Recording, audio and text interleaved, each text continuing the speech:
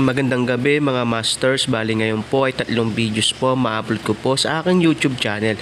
Tama nga mga masters, 3 videos nga po ma-upload ko po. Yon, what's up mga masters? Nandito na naman tayo sa panibagong araw, panibagong kabanata na naman ang pagsasama-samahan natin ngayon guys.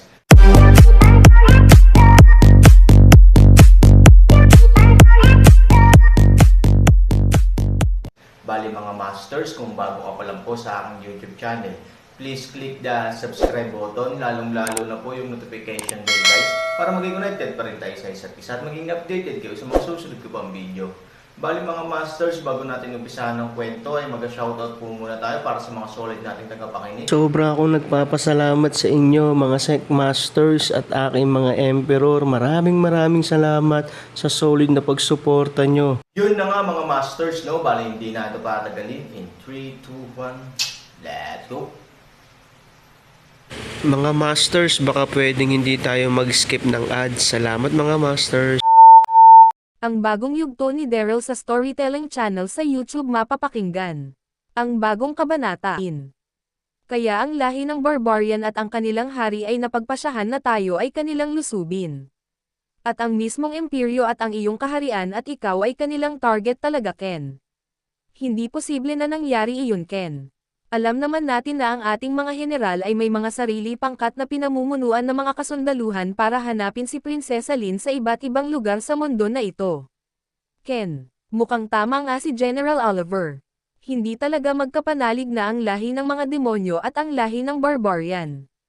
Baka nga nagkaroon ng galit ang lahi ng barbarian sa ating lahing elf dahil din sa kagagawan ng ating mga kalahi. Ano sa tingin mo, Ken?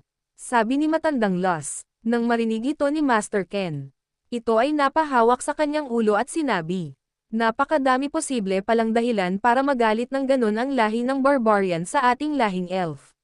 Ngunit, ang mas malapit na dahilan na ating naiisip lahat ay ang nasabi ni General Oliver. Los at General Oliver, mukhang posible nga na nangyari iyon na nagambala ng isa sa aking mga general at ng kanyang mga kasundaluhan na aking inatasan na maghanap sa aking anak na si Lin. Sa iba't ibang lugar na mayroon sa mundo na ito. Maaari na hindi sadyang pasukin ng isa sa mga pangkat ng aking mga general at mga kasundaluhan ang nasasakupan ng lahi ng barbarian. At dahil roon baka nga nagkaroon ng naging labanan sa lahi natin elf laban sa lahi ng mga barbarian. At dahil sa nangyari na iyon, kaya mas nagalit ang lahi ng barbarian sa ating lahing elf. At iniisip ng mga barbarian na ito ay nagmula sa aking pag-uutos na pasukin ang kanilang mga nasasakupan. Kaya ganon na lang din ang galit nila sa ating lahing elf lalo na sa akin. General Oliver, mukhang tama ka ng iniisip, sabi ni Master Ken sa seryosong tono. Nang marinig ito ni General Oliver, ito ay nagsalita at sinabi, Haring Ken, kung ganon. Kung tama nga ang aking naiisip na naging dahilan ng lahi ng barbarian para magalit sila ng ganito sa ating lahing elf. Ano ang maaari natin magawa at ano ang dapat natin gawin? Sabi ni General Oliver kay Master Ken. Nang marinig ito ni Master Ken, ito ay nagsalita at sinabi, General Oliver, kung tama ka nga sa iyong nasabing dahilan, hindi na natin mababago ang nangyari. Ang lahi ng barbarian ay may galit na sa ating lahing elf. Wala na tayo magagawa pa para doon. Ang kanilang ginawa sa ating lahing elf na pagpapaslangin ang libong kasundaluhan ng ating lahi. At pagkawasak ng aking kaharian na kanilang ginawa ay hindi na maibalik pa para mapigilan pa. Ngayon na may galit na ang lahi ng barbarian sa ating lahing elf. Isa lang ang dapat natin gawin. Ang paghandaan ang lahi ng barbarian at palakasin ang ating mga kasundaluhan. Sabi ni Master Ken sa seryosong tono. Nang marinig ito nila matandang Los at General Oliver, si matandang Los ay nagsalita at sinabi, Ken, baka kaya pa natin mabago ang pag-iisip ng lahi ng barbarian at ang kanilang galit sa atin ay mawala. Maaari natin silang kausapin kung ano ba ang naging totoo nilang dahilan kung bakit sila ay nagkaroon ng galit sa ating lahing elf. Lalo na sa iyo, Ken. Baka nga naisip ng hari ng barbarian na may kinalaman ka sa nangyari na baka nga napasok ng ating mga kasundaluhan ang lugar na sakop ng mga barbarian. At baka naisip nila na iyon ay nagmula sa iyong utos para gawin ng ating mga kasundaluhan ang ganang gawain. Ken, kung mapapaliwanag natin ang totoo, Kung bakit ang mga kasundaluhan na nagmula sa lahi nating elf ay napasok ang kanilang nasasakupan. Kung masabi natin ang totoo na ang totoong pakay ng ating mga kasundaluhan ay hanapin lamang si Prinsesa Lin at hindi gumawa ng gulo. Baka ang galit ng lahi ng barbarian ay mawala, sabi ni matandang Los. Nang marinig ito ni Master Ken, ito ay nagsalita at sinabi, General Oliver at Los, papayag na lang ba kayo na basta-basta na lang pagpapaslangin ng ibang mga nilalang ang ating mga kalahi?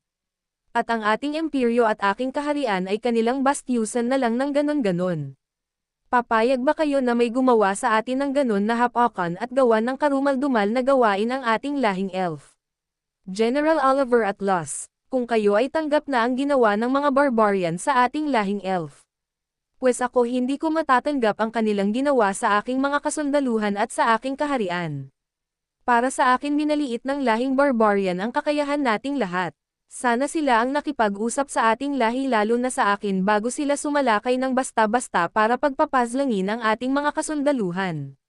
Dapat naisip muna nila alamin ang totoo at sila ay samadye sa akin para ako ay kanilang kausapin upang matiyak nila ang katotohanan. General Oliver at Los, ang ating lahing elf sa mundo na ito ay hindi basta-basta lang nilalang. Paumanhin ngunit, kung may nagawa man ang ating lahi sa lahi ng barbarian, hindi sapat iyon para hamakin nila ang ating lahing elf at ang mismong kaharian ko. General Oliver, wala tayong ibang gagawin simula ngayon kundi ang palakasin ang ating mga kasundaluhan. Kailangan ay mas tumaas pa ang lakas ng spiritual ng mga kasundaluhan at ang kanilang kahusayan sa pakikipaglaban ay mas maging mas mahusay pa. Napakadaming buhay ang nawala sa ating lahing elf Los at General Oliver. Lalo na ang mga buhay ng mga walang kalaban-laban na mga kasambahay ng aking kaharian ay kanilang kinuha. At ang buhay ng tinuturing ko na dinanak na si Yui ay kanilang kinuha. Pinaslang nila si Yui ng walang awa. Kaya paano ko matatanggap ang kanilang ginawa? Paano ko makakalimutan ang buhay na kanilang kinuha kay Yui at sa aking mga kasundaluhan? Kaya General Oliver at Los, hindi ko talaga matatanggap ang ginawa ng lahi ng barbarian sa ating lahing elf. At hindi ko magagawa na makipag-usap sa kanilang hari para sabihin ang katotohanan.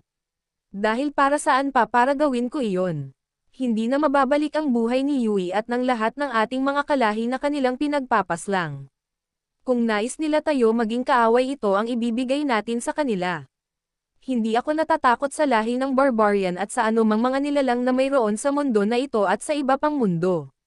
Lalo na kung ang aking mga kalahi ay kanilang ginawa ng masama tulad ng pagpaslang. Ang buhay ni Yui at ng ibang mga kasundaluhan at kasambahay ay kanila dapat pagbayaran din ng buhay. Hindi ako papayag na walang managot sa pagkamatay ni Yui at ng iba nating mga kalahi. Los at General Oliver, kaya ngayon, aantayin na lang natin ang mga kasundaluhan na nasa iyong pangkat General Oliver. At ang mga ibang general kasama ang kanilang mga kasundaluhan. Kapag nandito na ang lahat, sisimulan na natin na palakasin ang kanilang mga tinataglay na spiritual at mga kasanayan sa pakikipaglaban. Para paghandaan ang ating gagawin na paglusob sa lahi ng barbarian upang pagbayarin sila sa kanilang ginawa sa ating lahing elf. Buhay ang kanilang kinuha sa ating lahing elf. Buhay din ang ating kukunin sa kanila. Sabi ni Master Ken sa seryosong tono na may galit sa kanyang puso. Samantala, sila Sophie at Lin ay nakarating na sa mga katawan ng mga kasundaluhan ng lahing barbarian na wala ng mga buhay dahil sa naging labanan na nangyari sa loob ng imperyo ng lahing elf. At si Sophie ay biglang nagsalita at sinabi, Ate Lin, ayan ang mga katawan ng mga nilalang na sumalakay sa atin. Ang mga nilalang na iyan ay hindi nagmula sa lahi ng Rakshia o sa lahi ng mga demonyo. Tignan mo mabuti ang kanilang figure. Ang mga ito ay ibang nilalang na naninirahan din na kasakasama natin sa mundo na ito. Sabi ni Sophie, nang marinig ito ni Lin. Ito ay nagsalita at sinabi, anong klaseng mga nilalang ito at saan nagmulang lahi ang mga nilalang na tulad ng mga ito? At bakit kaya nila nagawa sa ating lahing elf ang ganitong klaseng gawain? Sa aking nakikita sa mga katawan ng ating mga kasundaluhan na mga wala ng buhay, ay nagtamo ang mga ito ng mga malubhang mga sugat dahil sa pagsalakay ng mga nilalang na iyan. At dahil doon ang ganitong pagsalakay ay nakakatiyak ako na may lubos na galit sa ating lahing elf. Paano kaya nila naisip na salakahin ang ating lahing elf at gawan ng karumal-dumal na gawain? At kung may galit nga sila ng lubos sa ating lahing elf. Saan nagmula ang pananggagalingan ng kanilang galit sa ating lahat? At Sophie, alam mo ba kung saan lahi nagmula ang mga lapastanganan ng mga nilalang na ito? Nais ko silang pagbayarin sa kanilang ginawa sa ating lahing elf. Ang mga katulad ng mga nilalang na ito ay magiging banta sa lahat ng mga nilalang na nandito sa mundo na ito.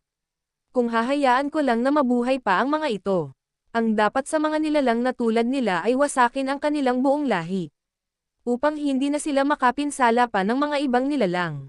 Lalo na sa ating buong lahing elf. Yun na nga mga masters, no? Bali panibagong kabanata na naman yung natapos natin ngayong gabi. Muli, maraming salamat po talaga sa walang sawang suporta po sa aking YouTube channel na talagang inaabangan nyo po ang bawat upload ko po. Bali mga masters, magkita-kita ulit po tayo bukas ng gabi at ngayon po ay magpapaalam po muna tayo. Bali mga masters, bye-bye!